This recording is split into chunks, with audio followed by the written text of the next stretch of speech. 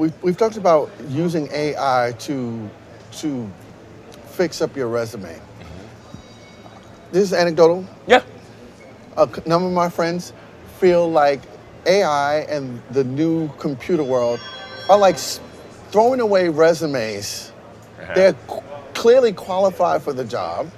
They they send in their resume, and the computer is tossing their resume. How do we, in this age, work around that so that we're not getting thrown away right away by the technology? Yeah, I mean, let's jump into it. This is the career advice that I would give to anybody who says that they feel that that has happened to them. One is they've got to take a look at their resume and say, okay, if this resume is not working, what do I need to do to change it, right? Number one is you've got to start identifying your skills and talking about your skills in a different way.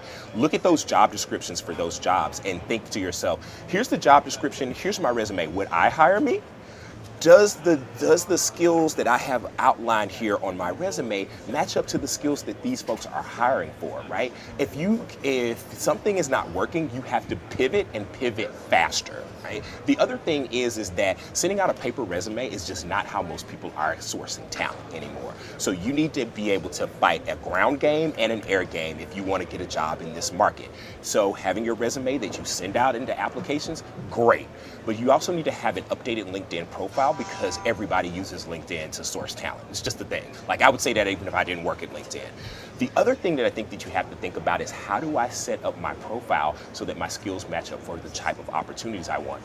And you have to go about looking for a new job with innovation.